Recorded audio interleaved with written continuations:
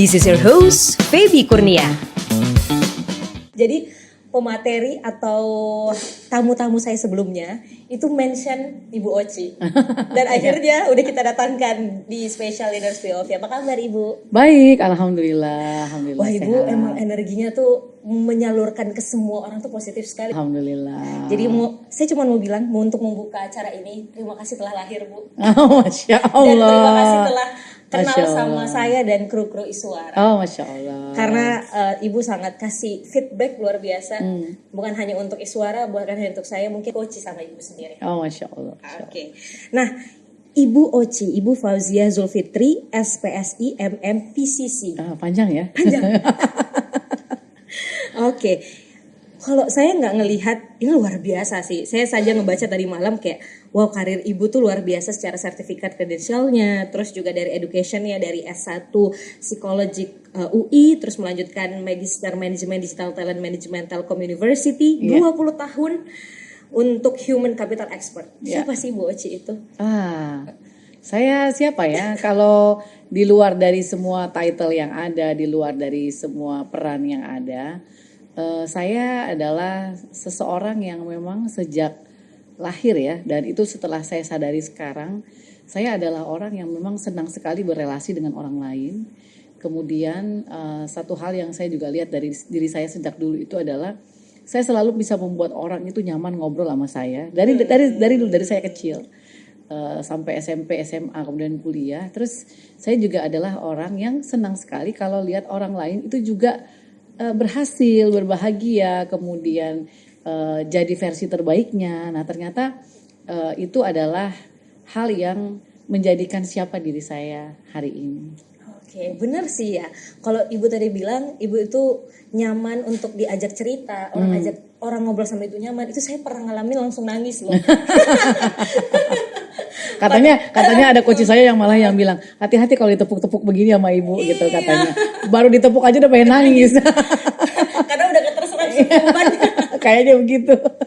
Tapi Ibu nggak capek, maksudnya mendengar banyak masalah, mendengar banyak keluhan. Itu pernah di titik capek nggak sih? Sebenarnya kalau capek enggak ya, tapi mungkin ada fase di mana merasa jenuh iya, dan namanya juga manusia ya. Tapi karena profesi ini itu seperti sudah jadi panggilan jiwa ya, sudah jadi bukan cuma sekedar passion lagi, tapi sudah menjadi my kind of life yang saya pilih gitu, atau my way of life yang saya pilih. Jadi terkadang menampung permasalahan banyak orang itu buat saya bukan jadi beban malah, tapi dia menjadi sebagai bagian dari ya udah ini memang udah jadi bagian yang Allah takdirkan untuk jadi reason saya hadir di dunia ini gitu. Kalau tadi Kak Feby bilang, oh saya bersyukur sekali ibu lahir di dunia ini gitu kan. Nah itu adalah salah satu hal juga yang akhirnya menjadi sebuah kekuatan bagi saya, karena that's the reason Allah melahirkan saya ke dunia ini untuk menjadi jalan bagi orang lain untuk bisa menceritakan sesuatu yang mungkin dia nggak bisa ceritain sama orang lain, bahkan kepada pasangannya sendiri gitu. Jadi kalau ditanyain capek, kayaknya saya jam 11 malam, jam 12 malam gitu masih ada aja yang nyari minta saya angkat telepon.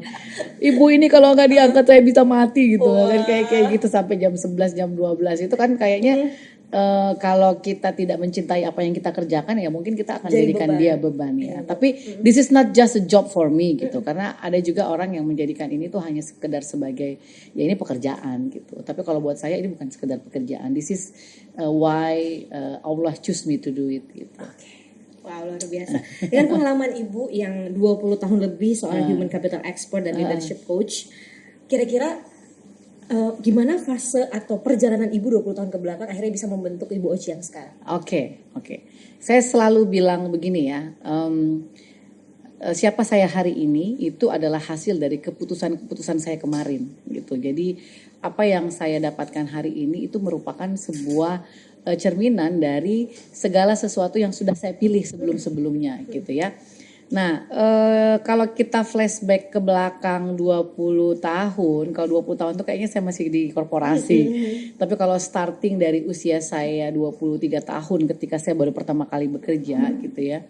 sejak awal setelah saya jadi fresh graduate itu, saya memang pikirnya udah mau berkarir secara profesional ya.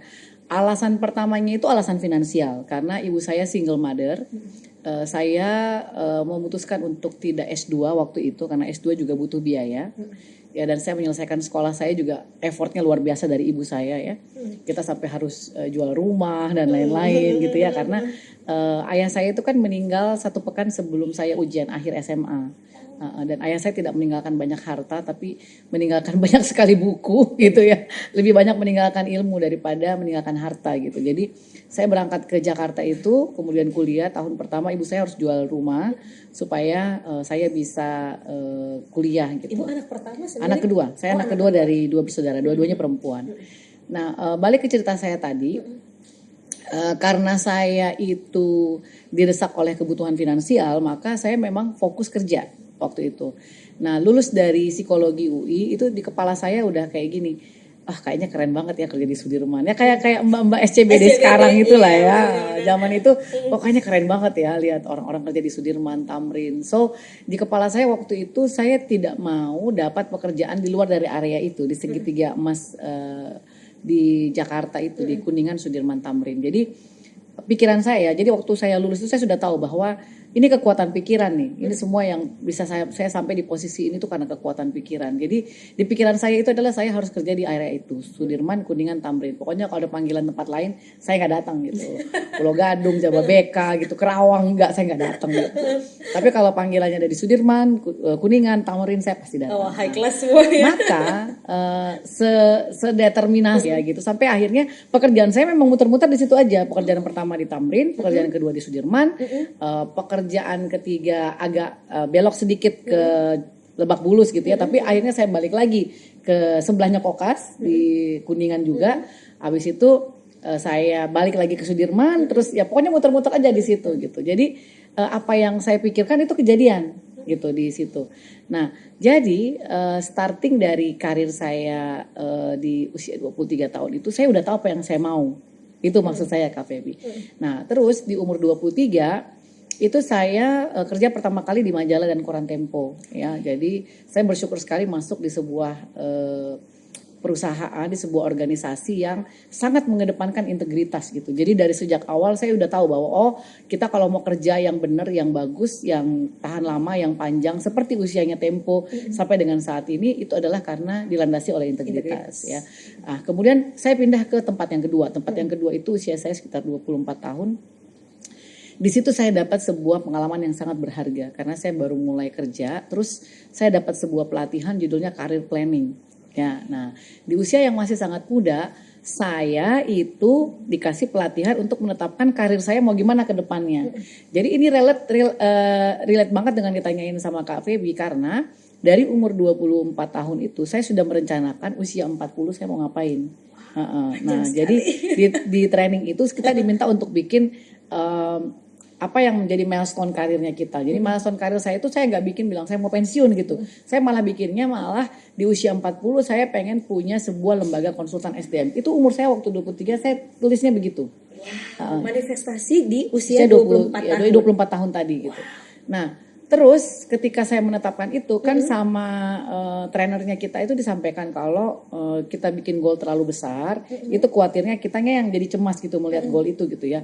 Akhirnya goalnya dipecah-pecah. Kemudian dipecah-pecahlah goalnya menjadi saya sebelum 30 menetapkan diri, sebelum 30 udah harus jadi manajer, sebelum 35 saya jadi GM, sebelum 40 saya jadi direktur. Dan itu dapat semua. Kejadian semua.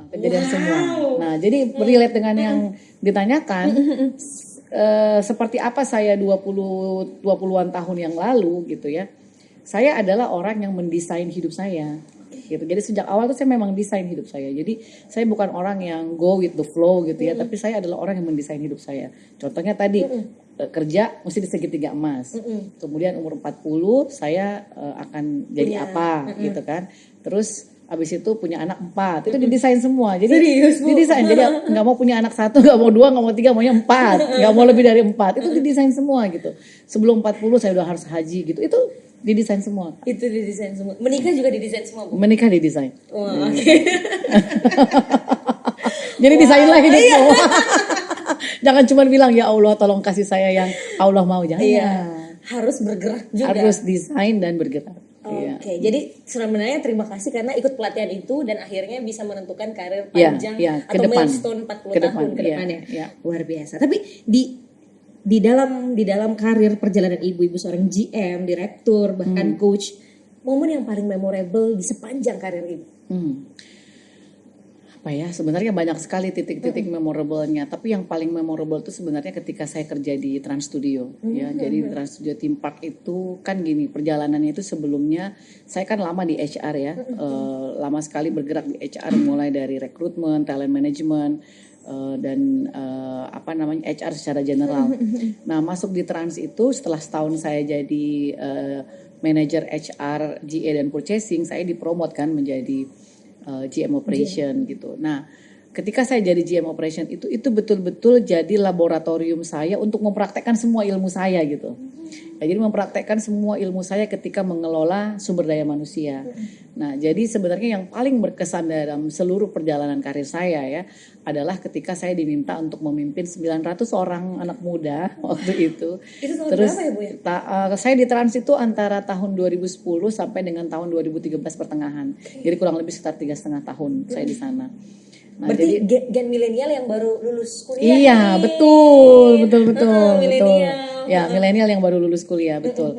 Nah, jadi waktu itu saya berhadapan dengan anak-anak muda yang membuat saya mesti bisa mengelola diri saya dengan sebaik mungkin karena saya harus menjadi contoh buat mereka, dan saya juga wajib untuk mempraktekkan semua yang saya sudah ketahui selama ini ketika mengelola SDM gitu, Kak. Jadi itu yang paling memorable di situ. Oke, paham. Tapi kan Ibu tadi cerita kalau di Segitiga itu kerja di situ, di Sudirman, dan di Makassar juga gitu. Iya.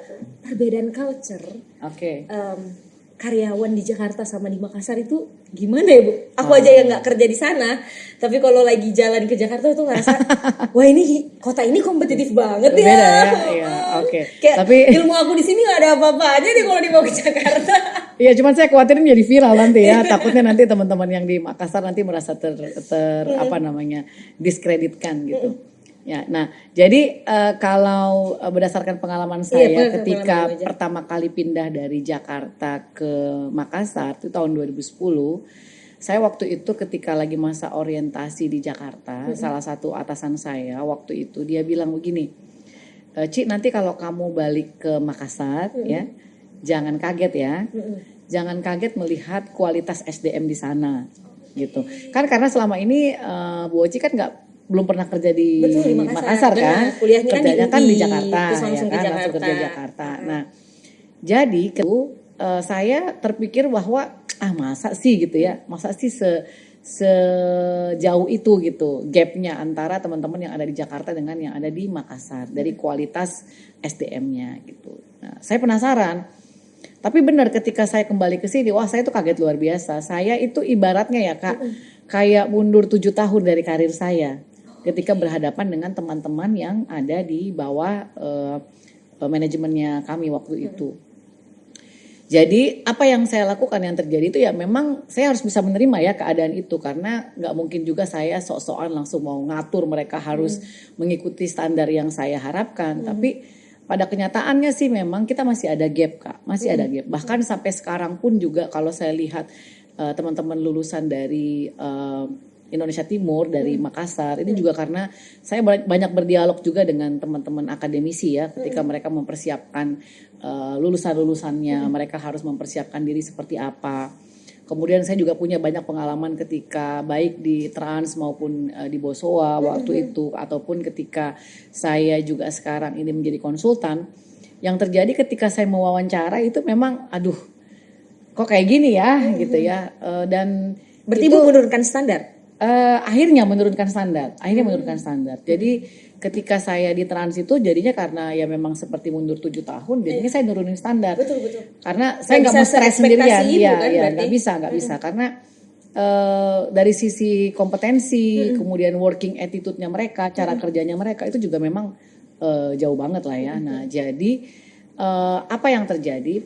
Yang terjadi adalah kita harus bisa menerima kenyataan sama-sama bahwa yang namanya wawasan, kompetensi, ataupun juga pola pikir, mindset, ditambah dengan kemampuan untuk bisa menyerap dari sisi literasi, baca buku. Coba aja cek di antara kita semua yang rajin baca buku gitu Saya kan. baca buku Kayaknya sedikit banget gitu kan. Nah, dari sisi itu aja sudah menunjukkan betapa perbedaan antara SDM yang ada di Jawa dengan yang ada di sini. Tapi itu jangan dianggap masalah ya. Itu harus dianggap sebagai sebuah kesempatan buat kita untuk bisa ngejar. Betul. Gitu sih. Justru sebenarnya ada peluang baru yang kita bisa grab untuk SDM lebih bagus lagi, Betul. pelan-pelan begitu untuk bisa lebih baik lagi. Tapi selama ibu menjadi leader di sepanjang umur hidup, ibu menjadi leader, ibu tuh kalau leader tiap corporate tuh beda-beda nggak sih? Oh, Bagaimana oke. ibu memimpin leader di tiap ini? Apakah Di ibu tiap asertif, korporasi. misalnya benar di Iya, oke. setiap organisasi? Oke, itulah makanya kenapa kepemimpinan itu adalah sebuah seni ya. Jadi tidak ada itu yang namanya 1 tambah 1 sama dengan berapa? lagi 11 kali 11. lagi tren. Ibu 11 juga kali 11. ya ibu. Ada di algo ibu ya. Ada dong. Kan saya pemerhati juga. 8 kali 8, 6 kali 4. 6 kali 4 itu hitungannya salah itu kayaknya. Nah, jadi dalam leadership dan mengelola manusia, mengelola pekerjaan itu memang tidak ada rumus yang betul-betul pakem, ya.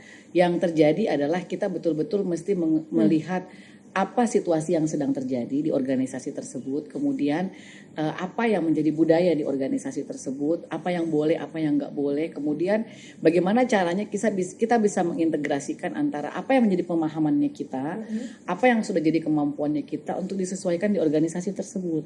Jadi kalau jawab pertanyaannya Kak Feby tadi, saya ketika masuk di setiap organisasi itu saya pasti adaptasi Kak, adaptasi. Jadi saya punya satu benang merah tentang leadership saya. Kalau orang begitu lihat Bu Oci pasti tahu orangnya nih tegas nih. Kadang-kadang disalahartikan sebagai galak, padahal bukan galak, saya mah tegas gitu kan. Tapi di luar itu ada beberapa hal yang kemudian saya kondisikan. Ya, contoh misalnya kalau saya di multinational company, bos saya bule-bule, ya saya ngomongnya straightforward aja. Karena mereka juga no hard feeling kan ketika saya ngomong. Basa-basi ya. Gak basa-basi. Justru kalau saya kebanyakan basa-basi, yang ada mereka malah gak suka. Ya, gitu kan. Terus karena mereka manajemennya by objektif, jadi saya ngerjain apa-apa itu juga lebih enak memang. Karena semuanya diukur secara objektif. Ya, itu kalau saya ada di multinational company. Tapi begitu saya pindah ke Makassar, saya lihat memang saya kerja di Transcorp. Transcorp itu sebuah organisasi yang sudah sangat besar, punya nilai yang sangat kuat, punya militansi yang sangat luar biasa gitu. Tapi masuk ke budaya Makassar, lain lagi nih ceritanya gitu. Walaupun dia udah besar ya Bu ya. Iya, tapi kan sebagian besar karyawannya bisa dibilang 90% itu karyawannya masih orang Makassar gitu kan. Karena yang ada dari luar itu cuma ada di level-level manajerial gitu. Yang kita pinjam dari Trans TV, dari Trans 7 dan dari anak perusahaannya CT Corp yang lain. Nah, tapi ya ketika datang ke sini, saya tidak serta-merta bilang bahwa ini kalian semua harus ngikut ya. Ini karena gue dari multinational company ini kalian mesti ngikut cara gue gitu. Tapi tidak begitu cara saya. Jadi cara saya itu adalah saya cari tahu dulu sesungguhnya apa sih yang menjadi kebutuhan organisasi tersebut.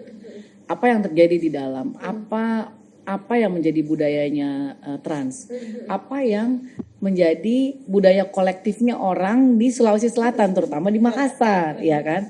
Karena apa? Karena saya tahu leadership itu juga perlu merebut hati, perlu merebut kepercayaan.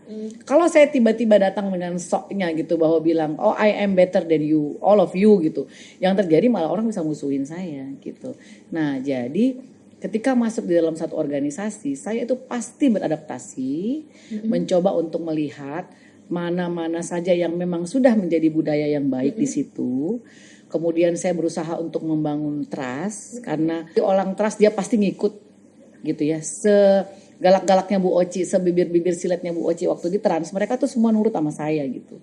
Kenapa mereka nurut? Because they trust gitu. Nah, jadi masuk ke dalam setiap organisasi, leadership style saya itu pasti saya modifikasi sedikit. Nah, tapi begitu orang sudah dapat kepercayaan dari saya, orang baru bisa lihat, ini Bu Oci itu sebenarnya kayak gini orangnya. Berarti emang berubah-berubah ya Bu, tergantung organisasinya ya? Iya, tergantung organisasinya, tapi SDM-nya juga seberapa cepat mereka bisa menerima saya. Tapi kalau ditanya sama anak buah saya yang di zaman saya di multinational company sampai di sekarang, tanya aja pasti satu benang merahnya ada. Ya yang biasanya mereka sebut itu pasti nomor 1 langsung tegas. Udah itu. Asertif?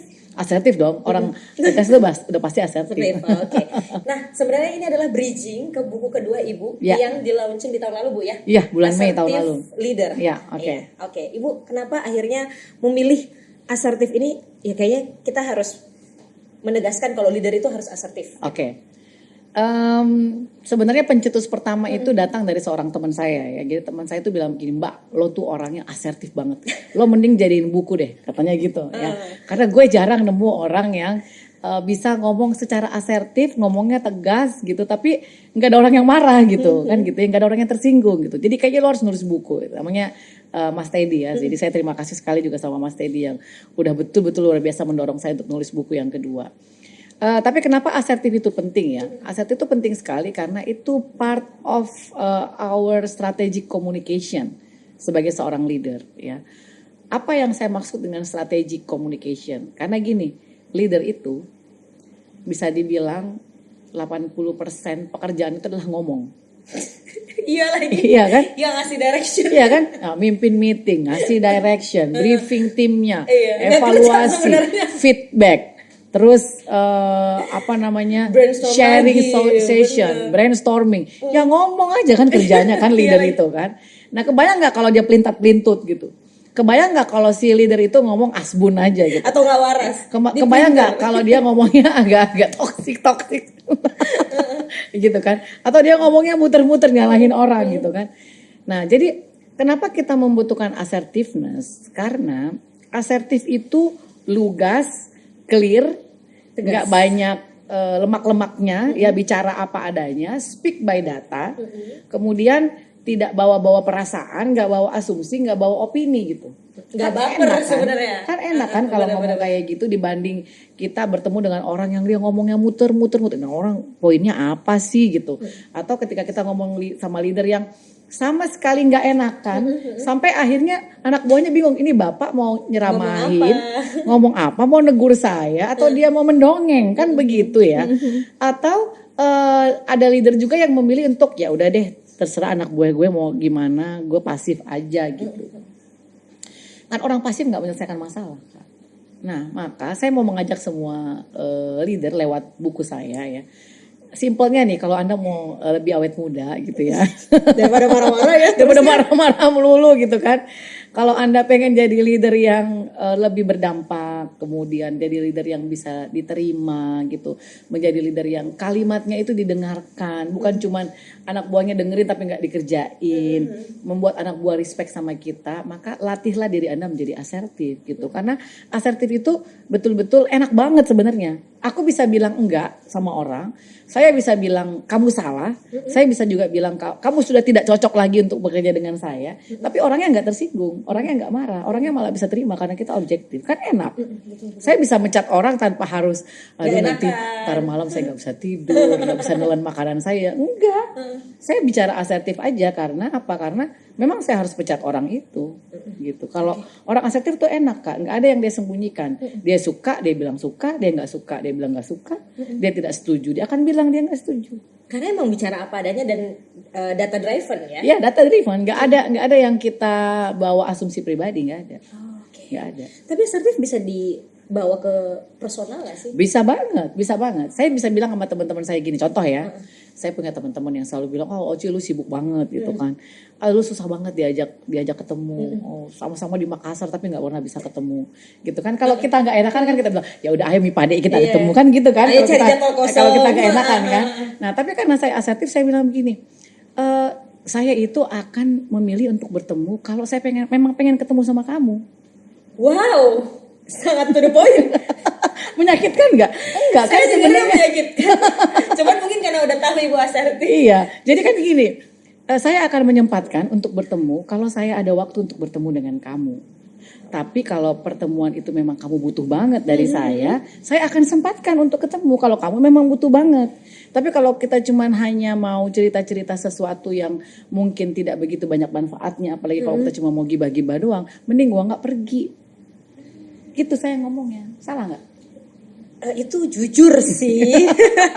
Itu jujur sih. Iya. Gitu. Jadi akhirnya terfilter gitu. Akhirnya mereka dengan sadar memilih kalau ngajak saya itu ketika memang momennya memang mereka lihat sayanya nggak sibuk.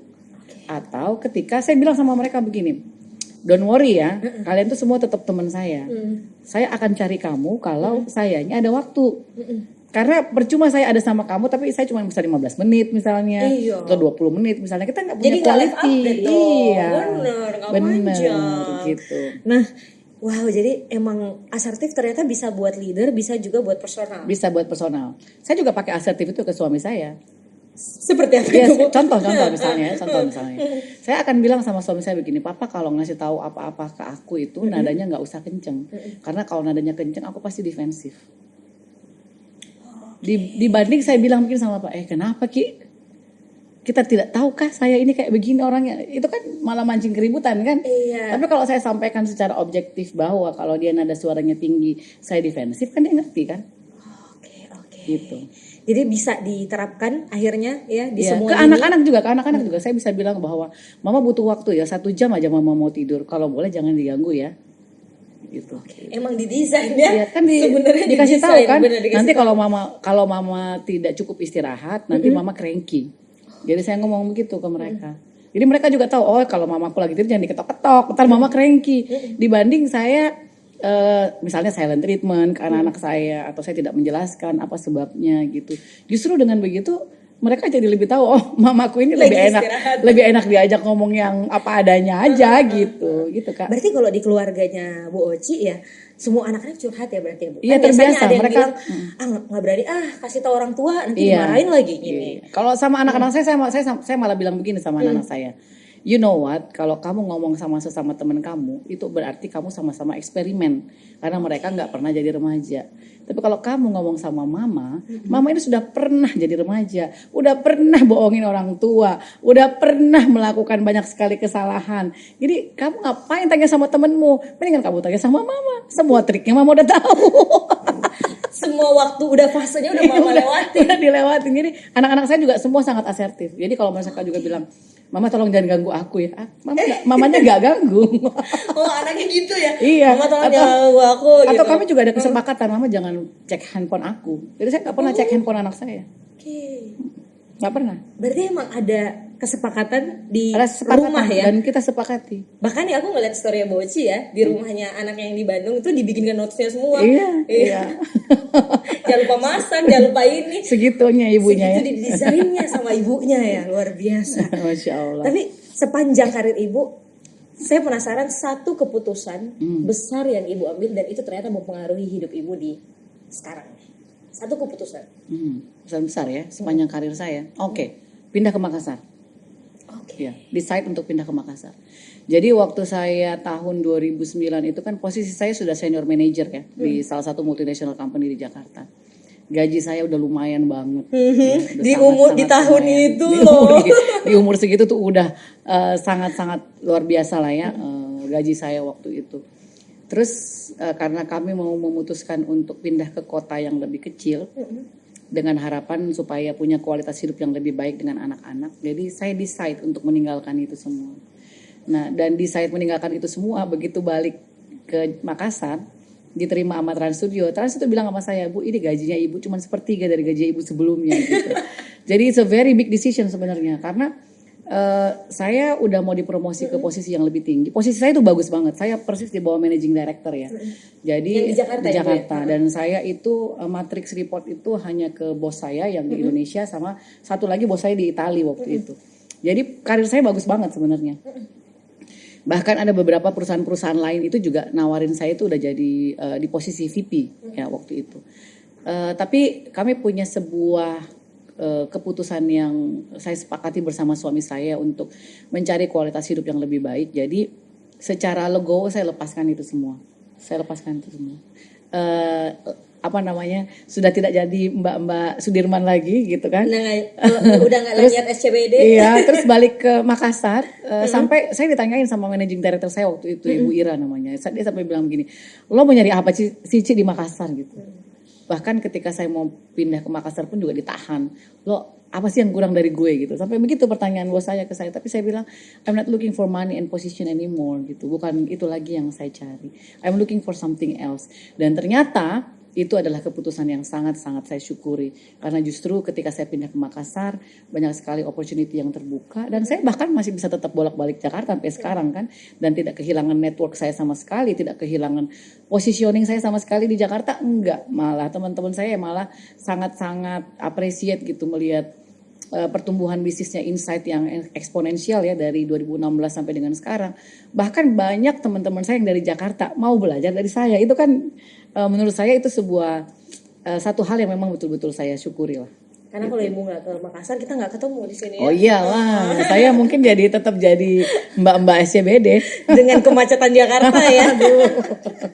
Tapi ya. Karena izin akhirnya minum dulu ya. Boleh. Karena akhirnya ibu memilih untuk satu keputusan besar ibu untuk ke Makassar. Pertanyaan selanjutnya adalah apa arti kata sukses? Akhirnya ibu memilih untuk mengambil salary yang sepertiga dari gaji sebelumnya. Ya. Gitu. Oke. Apakah sukses bisa diukur dengan uang atau segala macam? Oke. Ini yang paling saya suka sebenarnya karena ini juga bisa mencerminkan how I live my life ya. Yes. Jadi sukses buat saya itu adalah sukses ketika suami saya dan anak-anak saya terinspirasi dengan apa yang saya lakukan baik di luar rumah ataupun di dalam rumah. Karena ukuran sukses buat saya itu bukan dari luar sebenarnya. Jadi validasi saya tidak butuhkan dari luar. Makanya saya kalaupun ada orang yang puji-puji saya di Instagram saya, wah keren banget gini, itu mah lewat aja. Karena validasi sesungguhnya itu ada dari orang di rumah saya, dari suami saya, dari anak-anak saya. Jadi kalau mereka bangga dengan apa yang saya kerjakan, mereka merasa berarti punya ibu seperti saya. Karena kan mereka yang paling tahu kejelekan saya kan. Betul. Yang paling tahu ibunya koro-koro gitu kan anak saya di rumah kan, bukan orang-orang di luar sana gitu kan. Yang paling tahu jeleknya saya kan justru adalah orang-orang di rumah saya. Tapi kalau mereka masih terinspirasi oleh apa yang saya kerjakan gitu kan, kemudian mereka masih merasa bangga dengan saya, buat saya itu ukuran suksesnya. Gitu. Bukan uang, bukan yang lain-lain. Bukan. Wow. Berarti dari rumah ya Bu ya? Dari rumah. Berarti, karena mereka yang kasih raport ke saya lah. Berarti Bu kalau haus minum bukan butuh validasi. Oh iya. Aku tidak haus validasi. Oh enggak ya. Oke, berarti dari suksesnya adalah melihat bagaimana orang rumah tetap terinspirasi. Iya, karena itu yang paling penting. Karena percuma saya sukses di luar, kalau suami saya nggak happy sama saya, nggak ridho sama saya. Percuma juga saya dielu-elukan dan dikagumi oleh banyak orang di luar sana. Kalau anak saya sendiri nggak kagum sama saya itu mah, aduh, gimana ya? Berarti suksesnya di luar ternyata dalam rumah. Iya, kalau anak saya nggak bangga sama saya itu, aduh, ya Allah. Tapi berarti di rumah Bu, ibu Gen X berarti ya? Iya. Dan anaknya Z. Berarti Dan Y nggak ada ya berarti? Nggak ada. X dan Z. Iya. Gimana akhirnya melihat X, Y, Z di struktur organisasi sih Bu ngelihat? Organisasi berarti, iya. Bukan bicara rumah ya? Bukan, karena nggak ada Y di rumah ibu kan? X dan Z. Iya, oke. Sekarang gini ya. Saya tuh selalu bertanya kepada leader yang bertanya kepada saya tentang perbedaan generasi, ya. Jadi saya suka nanya balik, namanya juga coach ya. Jadi saya suka nanya balik. Saya nanya balik gini, emang ada masalah apa sih dengan perbedaan generasi gitu? Ya kan? Pertanyaan mendasarnya itu, emang ada masalah apa dengan perbedaan generasi? Kalau menurut saya nggak ada masalah sih sebenarnya. Kita aja yang bikin masalah bahwa Gen Z itu begini, Gen X itu begini, Gen Y itu begini gitu. Kita aja kan yang mengkotak-kotakan itu. Padahal sebenarnya mereka semua sama. Mereka semua sama-sama manusia. Manusia itu kebutuhan paling mendasarnya apa sih? Kebutuhan paling mendasar dari manusia itu adalah dihargai. Respect. No matter who you are. Mau dia Gen Alpha, Gen Z, Gen X, Gen Y. Kalau kita memberikan penghargaan, dia pasti menghargai kita balik gitu. Nah, sekarang gimana kalau dia Gen Z? Ya, Gen Z itu kan memang punya ciri khas sendiri. Betul. Kenapa ciri khas sendiri? Karena dia lahir di zaman yang berbeda. Langsung di zaman yang serba instan. Di zaman yang ketika mereka masih kecil dia udah swipe begini. Iya, bener. Saya dulu waktu zaman kecil dia manjat pohon, mandi di sungai sama sepupu-sepupu saya gitu kan. Kan beda banget gitu. Nah, jadi ketika kita melihat bahwa mereka memang lahir di zaman yang berbeda, itu jangan dijadiin masalah. Tapi dijembatani itu dengan respect. Bagaimana caranya respect sama Gen Z? Dengan mereka ngomong apa sih? Karena Gen Z itu nggak bisa sama dengan zaman ketika saya lahir ya. Zaman saya itu kalau kata bapak saya, suaramu tidak boleh lebih besar daripada suara bapakmu. Kan Betul begitu. sekali. Kan gitu ya. Saya kalau om-om saya datang terus om-om saya itu suka ngomong sembarangan, saya kan suka mau ngelawan ya. Kata bapak saya begini, nggak bisa. Dia lebih tua dari kamu. Walaupun dia salah, kamu diem aja. Itu kata bapak saya dulu begitu. Tapi anak zaman sekarang digituin kan nggak bisa. Ya kan? Kalau anak saya misalnya mau ketemu sama teman-teman saya, dia bilang gini, mama ini gunanya buat apa saya ketemu sama teman-teman mama? Gitu pertanyaannya. Apakah aku cuma mau jadiin orang yang foto-fotoin mama? Kalau cuma buat foto-fotoin mama aku nggak mau. Gitu. Speak up ya. Iya, anak-anak kan begitu kan, anak-anak Gen Z kan begitu. Tapi kan kita perlu kasih mereka respect gitu kan. Kita perlu kasih mereka mendengarkan apa yang menjadi kebutuhannya mereka. Jadi kalau menurut saya perbedaan generasi itu jangan dijadikan masalah, tapi dijembatani. Kalau sama generasi yang lebih tua ya, misalnya milenial atau generasi saya lah ya, selenial, seniornya milenial. Saya nggak mau dibilang kolonial ya. Kepada generasi saya itu respectnya apa? Dengerin juga, dengerin kan orang-orang yang sudah berhasil di masanya itu kan senang menceritakan apa yang terjadi dengan dirinya sebelumnya kan gitu. Terus apresiasi, ya hal-hal yang menurut saya setiap generasi itu pasti senang. Gen X, Gen Z, Gen Y kalau nggak dikasih respect, nggak dikasih apresiasi, kemudian tidak didengarkan kan mereka juga pasti ngambek. Sama aja, mau siapa aja sih sebenarnya gitu. Jadi sekali lagi kalau menurut saya kita menyikapi perbedaan generasi itu diterima, ya jangan dilawan, karena mereka memang lahir di zaman yang berbeda. Kemudian yang kedua adaptasi, ya karena kalau kita mau masuk di tempat baru pasti kita butuh adaptasi. Sama yang ketiga jembatani dengan penghargaan gitu. Itu sih kalau menurut saya. Jadi saya punya karyawan itu bisa dibilang 90% Gen Z karyawan saya. Tapi mereka nurut-nurut aja tuh. Sabtu Minggu masuk. Nggak nanya, Bu saya lemburnya gimana? Nggak ada yang nanya. Wah karena kerja boci sih ya. Kerja all out buat klien-klien saya gitu. Gitu kan, bahkan mereka juga jiwa melayaninya sangat tinggi. Yang kalau orang bilang kalau Gen Z itu mereka egois bla bla bla. Aduh anakku tuh kembali lagi ke leadernya. Iya. Berarti kan I practice what I preach kan. Apa yang saya sampaikan kepada orang lain ini saya praktekin dulu sama anak buah saya gitu. Kan gitu. Jadi sebenarnya nggak masalah. Oke, karena tadi kita bicara lintas generasi, bagaimana kita handling Gen X, Gen Y, Gen Z gitu. Ini sebenarnya salah satu tujuan ibu juga akhirnya bikin event Makassar Tanah Expo di tahun baru. Karena saya juga sempat hadir dan akhirnya saya ngelihat oh gini ya menghadapi Gen X, Y, Z gitu. Nah di tahun ini akan ada lagi kah Ibu Makassar Talent Expo ini? Ya, insya Allah nanti kita sesudah Ramadan ya tanggal 11 sampai dengan 12 April di Makassar. Tempatnya masih kita sepakati dulu kita akan lakukan di mana. Tapi insya Allah kita akan datang dengan tema yang sedikit berbeda seperti sebelumnya. Karena yang sebelumnya memang kita juga sangat-sangat fokus kepada Gen Z. Tahun ini pun juga kita fokus kepada Gen Z sebenarnya dengan angle yang berbeda. Temanya apa Ibu tahun ini? Temanya itu lebih ke grit ya. Bagaimana grit itu datang dari budaya Indonesia Timur, terutama dari budaya Sulawesi Selatan. Grit itu kan adalah penjumlahan dari passion dan perseverance. Jadi penjumlahan dari rasa semangat yang sangat tinggi ditambah dengan daya juang. Itu kan pelaut Makassar banget tuh ya, suku Bugis Makassar banget gitu. Dan bagaimana grit ini kemudian diterjemahkan untuk bisa dipakai di dalam dunia manajemen, bisa dipakai di organisasi, dan kita starting dari menolong para Gen Z ini masuk ke dunia kerja, mempersiapkan diri mereka dengan grit yang lebih maksimal. Oke, biar Gen Z ini yang baru lulus itu bisa mengarungi samudera pekerjaan. Iya, dia pikir modal ijazah aja dengan CV yang keren itu cukup, ternyata tidak cukup.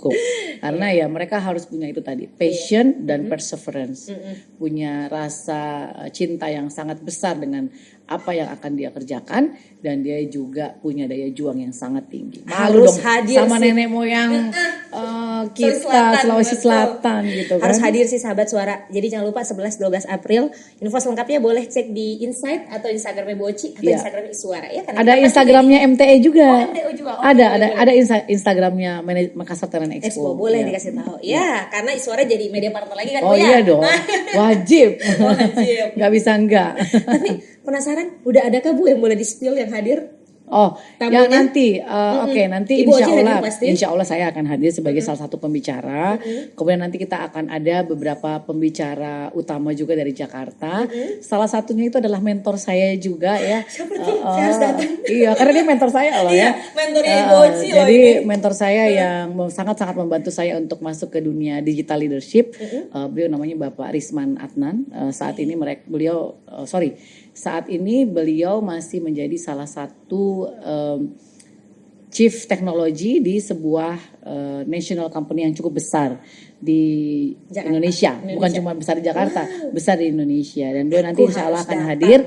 Dan beliau ini putra asli Makassar, kakak kelas saya juga di SMA 2. Jadi beliau adalah orang yang cukup berhasil, sangat profesional dan sangat dihargai di bidangnya. Nanti beliau akan hadir juga ke Makassar. Oke, nanti siapa tahu bisa ada di Salah sana satu juga, aja Bu. ya, Iya, salah satu aja. Aduh, Oh iya, nanti boleh. Kalau boleh, misalnya boleh, beliau boleh. kesini nanti boleh langsung diundang ke Iswara. Ah, Iya, boleh. boleh. Salah duanya ada, Bu?